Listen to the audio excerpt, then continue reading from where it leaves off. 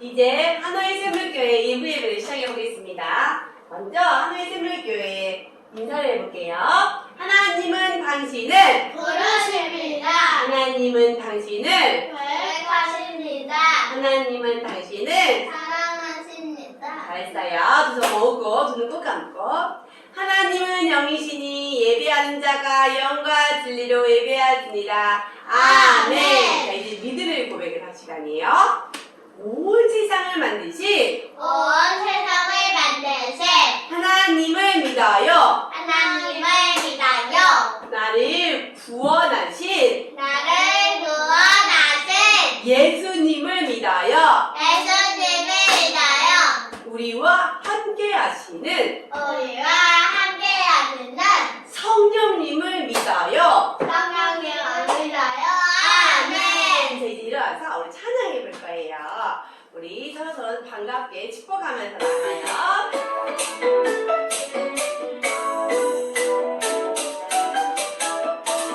하나님 너를 보내신 오늘 가장 기쁜 날 하나님 너를 보내신 오늘 가장 기쁜 날 사랑해 친구야 만나서 반가워요.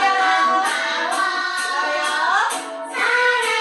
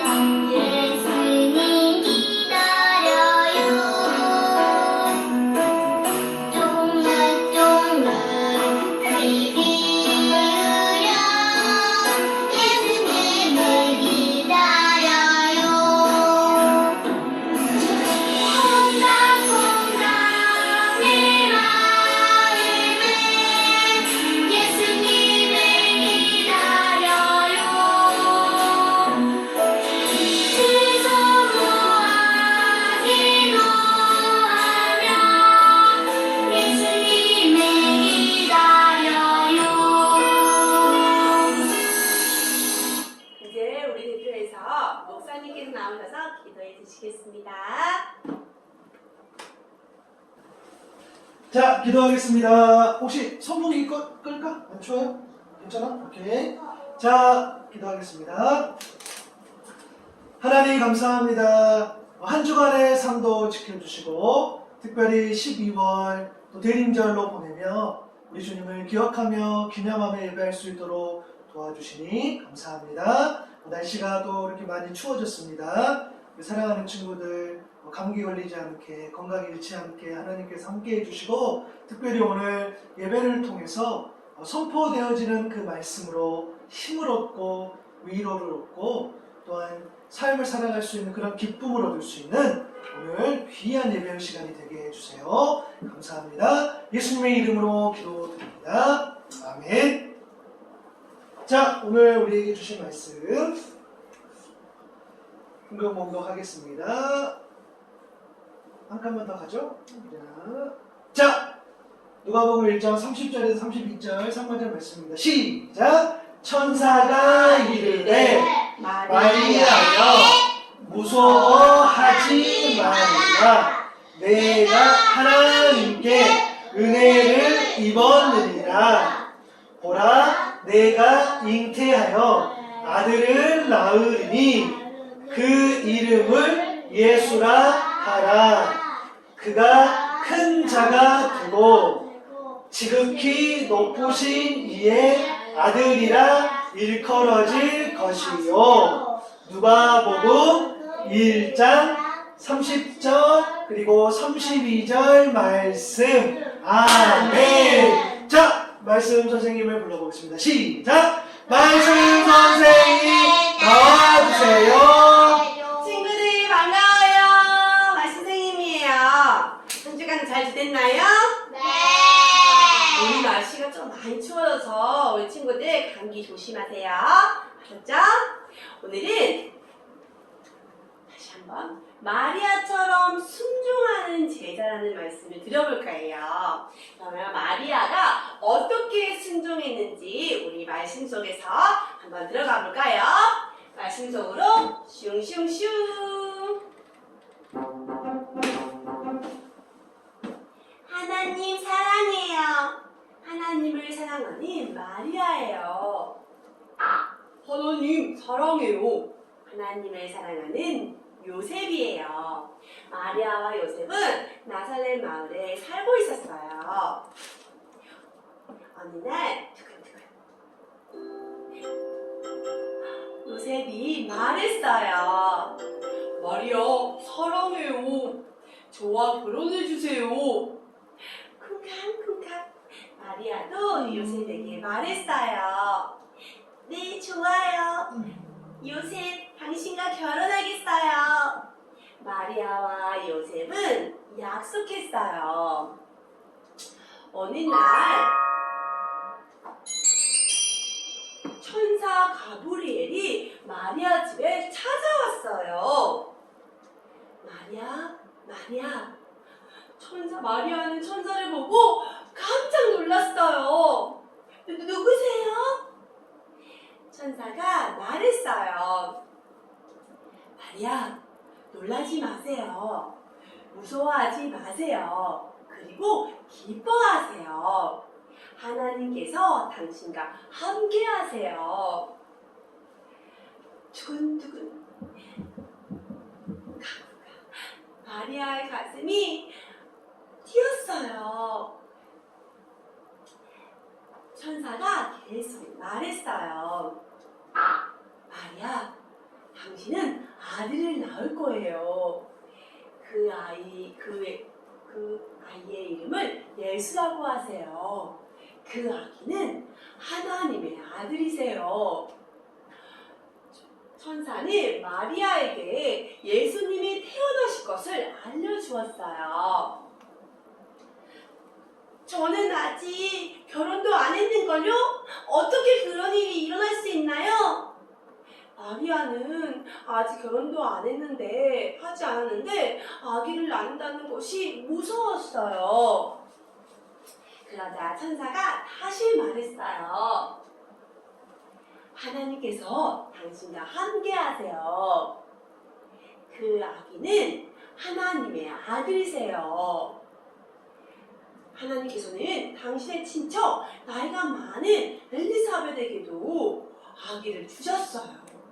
하나님께서는 못하실 일이 없으세요.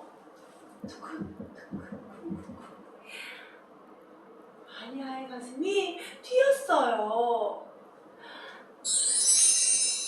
네, 하나님의 말씀대로 이루어지실 것을 믿습니다. 마리아는 하나님의 말씀을 믿고 순종했어요. 얼마 후 마리아는 하나님의 말씀대로 아기를 가졌어요. 내 영혼이 주를 찬양합니다. 내 마음이 나를 구원하신 분을 기뻐합니다. 마리아는 하나님께 큰 소리로 찬양했어요. 못하실 리 없으신 하나님께서 내게 큰 일을 행하셨네요. 마리아는 순종하며 예수님을 기다렸어요. 꿍꿍. 요셉은 마리아가 아기를 갖다는 소식을 듣고 걱정하다가 잠이 들었어요. 하나님께서는 그런 요셉을 위해 천사를 보내주셨어요. 천사가 요셉에게 말했어요. 요셉, 마리아가 가진 아기는 성령으로 가진 거예요. 성령으로 아기를 가진 거예요. 마리아와 결혼하는 것을 무서워하지 마세요. 하나님께서 마리아는 아들을 낳을 거예요. 그 아들은 하나님의 아들이세요. 그 아들의 이름을 예수라고 하세요. 그 아기는 자기 백성을 죄에서 구원하실 분이세요. 요셉은 마리아가 아기를 가진 것이 하나님이 하신 일이라는 것을 알게 되었어요. 네, 하나님의 말씀대로 하겠어요. 요셉은 하나님의 말씀을 믿고 마리아와 결혼했어요. 친구들, 오늘이 대림절 2번째 주일이에요. 대림절은 우리를 구원하기 위해 오신 예수님을 기억하며 다시 오시겠다고 약속하신 예수님을 믿고 기다리는 기간이에요. 마리아는 하나님의 말씀이 이루어질 거라고 믿고 순종하며 기다렸어요. 예수님을 순종했어요. 우리 친구들도 마리아처럼 하나님의 말씀을 믿고 순종하며 아기 예수님을 기다리는 어린이가 되기 바래요. 그럴 수 있죠? 네. 그럼 선생님 따라해볼게요. 우리도 순종하며 예수님을 기다려요. 자, 이제 엄마 아빠를 위해서 목사님 나오실 거예요. 우리 목사님 나오실 때 목사님 나와주세요 불러볼까요? 시작! 목사님 나와주세요. 네, 말씀을 잘 들었어요. 자, 오늘의 생물 조금 더 이어갈 테니까 우리 엄마 아빠를 위해서 우리 자녀들 집중했으면 좋겠어요. 자, 마리아는 어떻게 하나님의 일에 쓰임받을 수 있었을까? 맞아요. 마리아하고 요셉 오늘 이야기를 들었죠. 결혼한 사이였어요. 그런데 그때 당시에 그 결혼의 법은 뭐냐면 우리가 결혼했다고 하지만 당장 이렇게 같이 사는 그런 게 아니었어요. 시간이 좀 걸렸어요. 그렇기 때문에 아이를 낳는다는 것은 그 결혼했다 할지라도 시간이 좀 걸려야 되는데 그렇게 할 수 없는 그런 상황에 놓였어요. 그때에 이제 그 천사, 그렇죠? 가브리엘이 와서 이제 그런 이야기를 했던 것을 오늘 말씀을 통해 들었어요. 누가복음 1장 31절에 보니까 보아라 내가 잉태하여 아들을 낳을 것이니 너는 그의 이름을 예수라고 해라 했어요. 맞아요? 32절 보면 그는 위대하게 되고 보세요 말씀 가장 높으신 분의 아들이라고 불릴 것이고 하나님께서 그에게 조상 다윗의 왕위를 주실 것이고, 그리고 33절에 보니까 그는 영원히 야곱의 집을 다스리고 그의 나라는 무궁할 것이다 라고 이야기했어요. 이게 바로 예수님, 메시아 되신 예수님께서 오셔서 행할 일을 이렇게 말씀을 주신 거예요. 맞아. 예수님께서 우리를, 또 라온의 하모니를, 엄마 아빠를 구원해 주기 위해서 이 땅에 오셨는데, 그런데 이 예수님이 오시는데 이런 일이 있었던 거죠. 34절에 보니까 마리아가 천사에게 말하기를 나는 남자를 알지 못하는데 어떻게 이런 일이 있겠습니까? 했다고 했어요. 맞아요.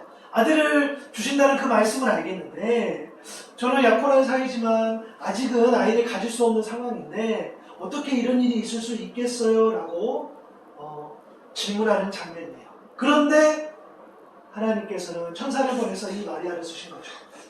첫 번째 이유가 뭐냐면 마리아는 왜 쓰임받았을까요? 따라합니다. 하나님의 능력이 임했기 때문입니다. 맞아요. 35절의 말씀에 보니까 그래요. 성령이 내게 임하시고 가장 못보신 분의 능력이 너를 감싸줄 것이다. 이렇게 되어 있어요. 맞아요. 성령의 능력. 그러니까 사람은 알 수 없으나 하나님께서 성령을 통해서 하나님의 영을 보내주셔서 그 능력을 보여주셔서 이 일을 할 수 있다라고 하는 거야. 맞아요. 우리는 우리의 힘으로 할 수 있다고 생각해요.